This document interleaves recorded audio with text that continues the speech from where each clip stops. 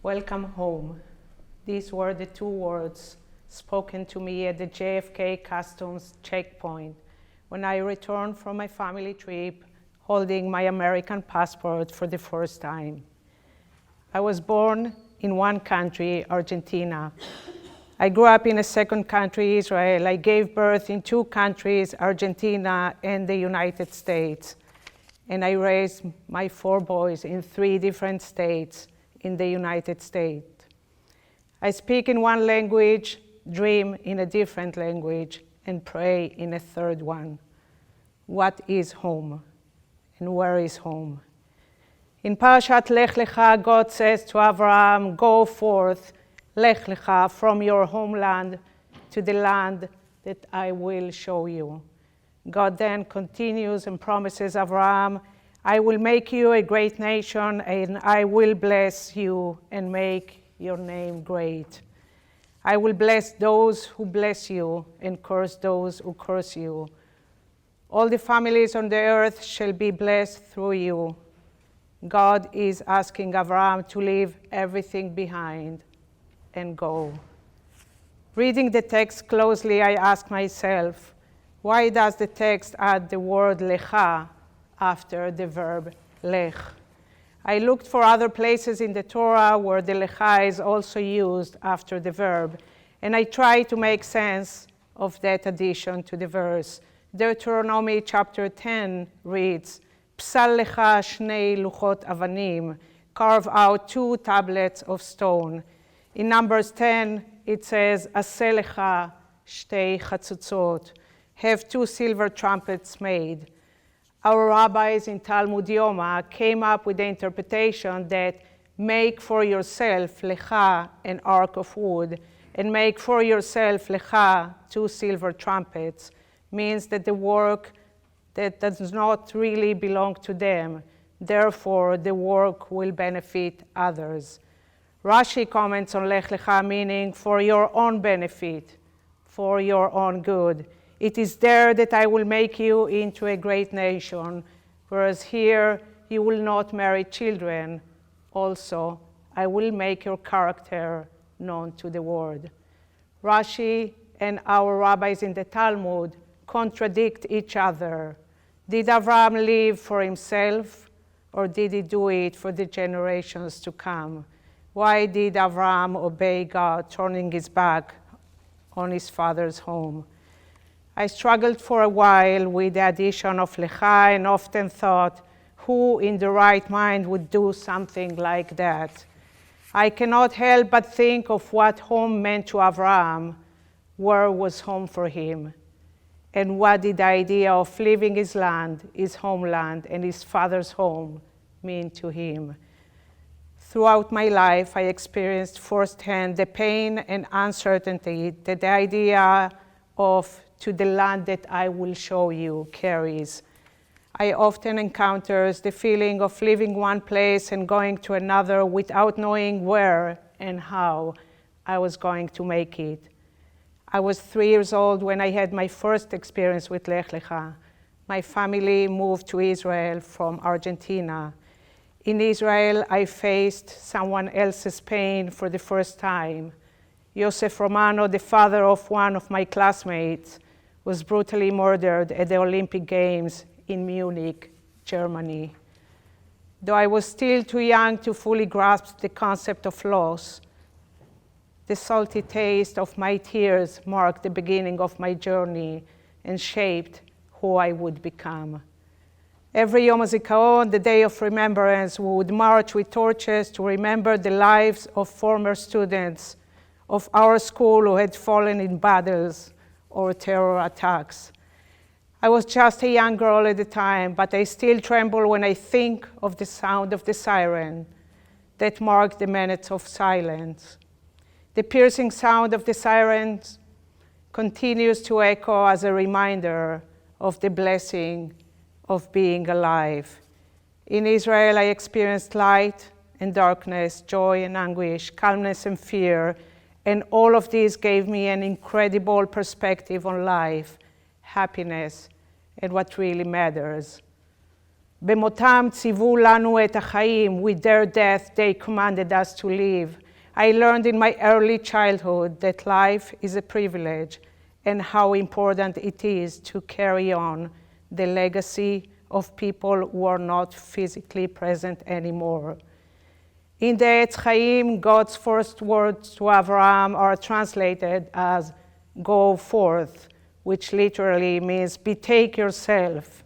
This is interpreted as go forth and find your authentic self to learn what you are meant to become. After a few years of weighing the options because my mom could not adjust to life in Israel, I experienced my second Lech Lecha. My parents decided to go back to Argentina. I found myself in the middle of the dirty war and the military era, surrounded by people who spoke a language somewhat familiar, but in which I could not communicate. I was literally like the interpretation of the Etz Chaim, trying to find my authentic self. Life happens and time passes. At the age of 53, my father, Zichrono Livracha, unexpectedly passed away. I was devastated. I could not possibly imagine continuing my journey without him. But life doesn't pause, and the journey continues. 2 Lech Lecha experiences in such a short time is a lot, but I was yet to experience the most difficult one. Years later, I met my husband, got married, had a child, and another child, and another child. Because of an economic collapse in Argentina and social unrest, my husband and our 3 children at the time immigrated to the United States. This was the most painful Lech Lecha. We left our country, our native land, our parents' house. We had no family to cry with, or grandparents, aunts, or uncles to spoil our kids. We were brought to the United States as a tzedakah project by a small Jewish day school in Durham, North Carolina. We moved with all the wealth that we have amassed, $3,000 and 11 suitcases. My husband, who was a practicing pediatrician in Argentina, had to revalidate his credentials, do another residency, and gain American experience. As a family, we lived in 4 states and 12 houses, and in the midst of all of this, we had another child. I constantly wondered and imagined where we would end up next, who would I encounter, and who my children would become from this nomadic lifestyle. I had to work countless hours to support my family while my husband was studying towards revalidating his medical license. And my children were adjusting to new schools and neighborhoods while making new friends. Rambam interprets Lech Lecha, go yourself for your benefit and for your own good, and there I will make you into a great nation. Here, Rambam says, you will not marry children. So I ask myself, if this is true, did Avraham really have a choice? If staying meant to fail and not being able to secure a future for himself and for his descendants, where is the choice? Did my family have a choice? God promised Avraham 3 very important things: possessions, continuity, and a good name. ואעשך לגוי גדול ואברכך ואגדלה שמך ואהיה ברכה. I will make of you a great nation and I will bless you. I will make your name great, and you shall be a blessing. Judy Klitzner writes in her book, Subversive Sequels in the Bible, that God's insistent repetition of the verb barech, bless, makes God's promise emphatic and sweeping. Not only will Abraham be blessed, but so will in his wake the nations of the word. כי את כל הארץ אשר אתה רואה לך אתננה ולזרעך עד עולם. For I give all the land that you see to you and to your offspring forever.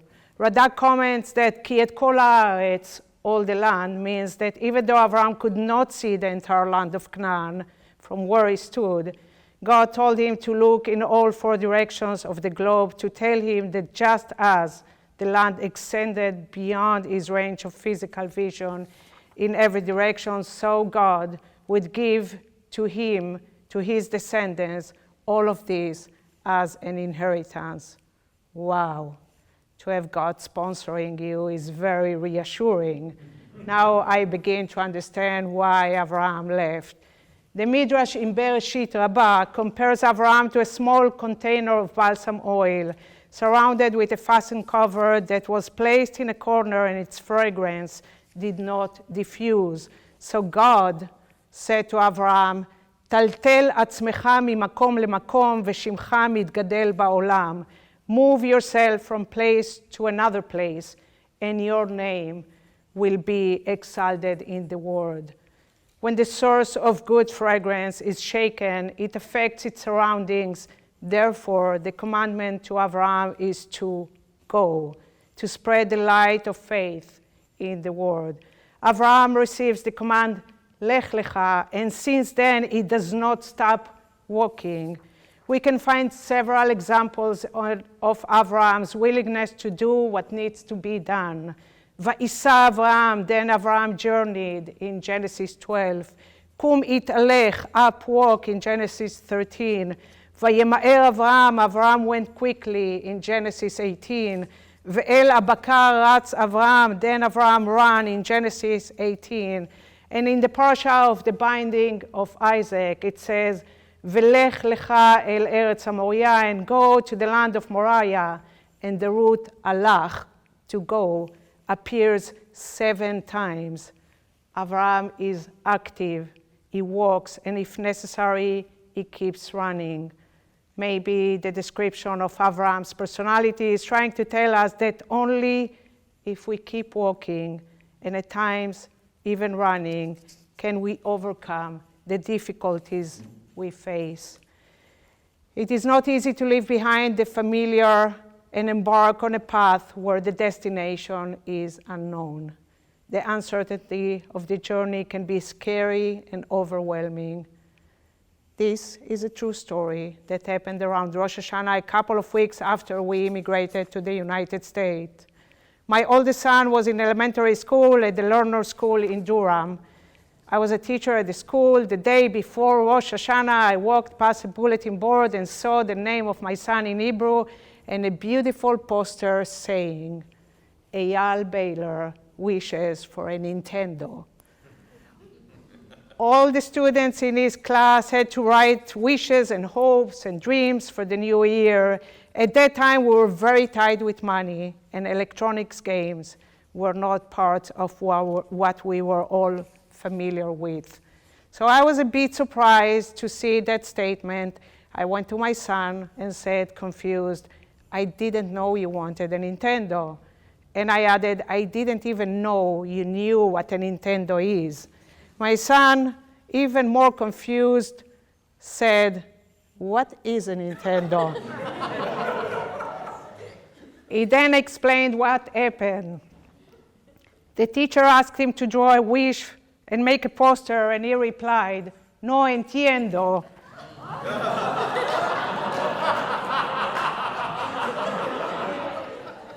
He did not say that he wanted a Nintendo. He just didn't understand. No entiendo in Spanish is I don't understand.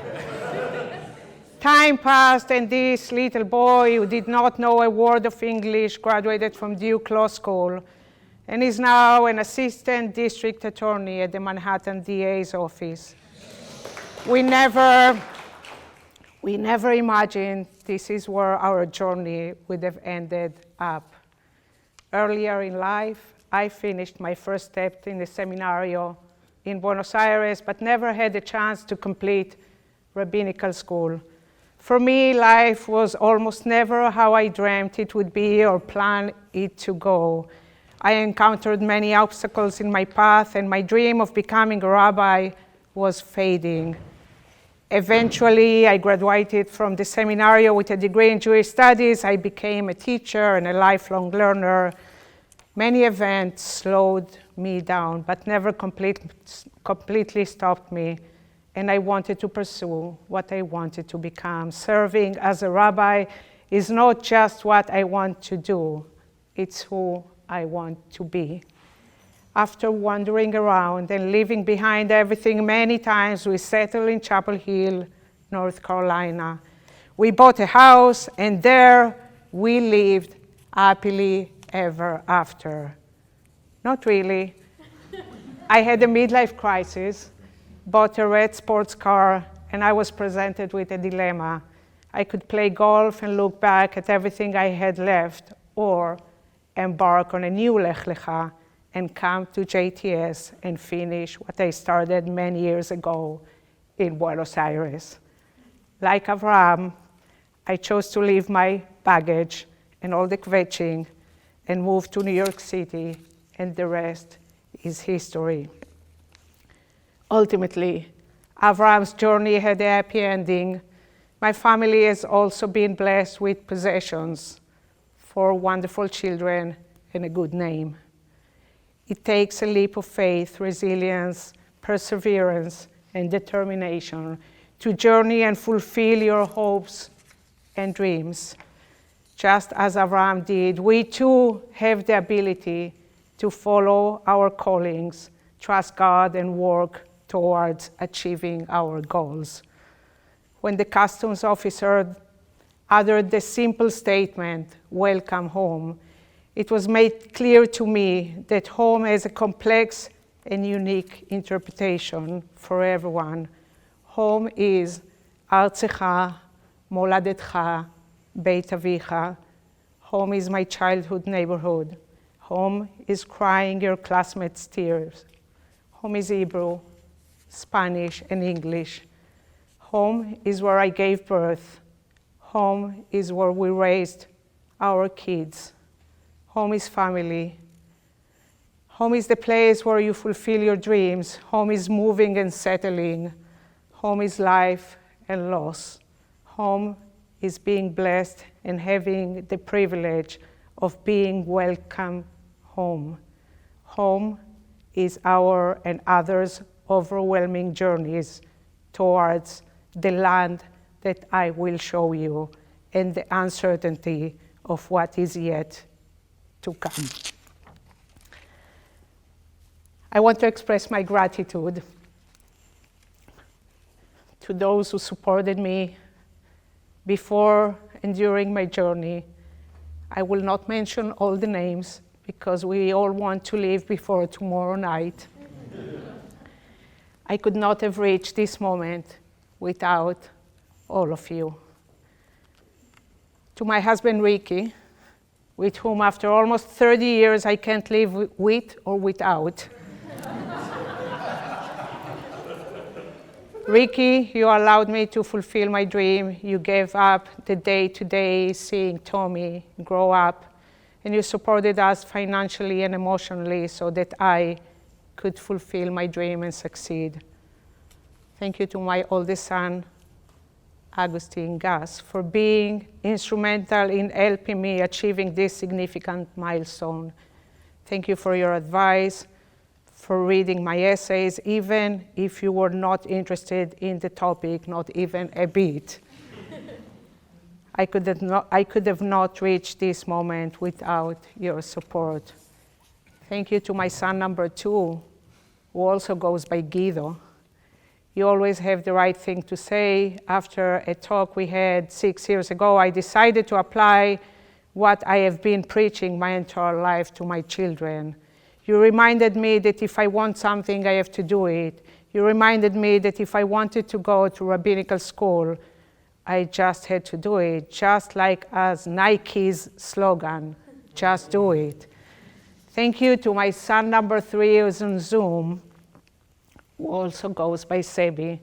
You always remind me of why I do what I do. Your personality, your work ethic, and the work you do for children with autism always gives me a perspective on what really matters. Last of my children, but not least, my son number 4, who also goes by Tommy. You embarked with me on this journey, schlepped from here to there, always with grace, and adapting to whatever adventure life presented you. On the first day of school in Israel, you sat in the wrong class for almost 2 hours because you had no idea where to go. The journey has not been easy, but you accompanied me and gave up a standard childhood so that I could follow my dream.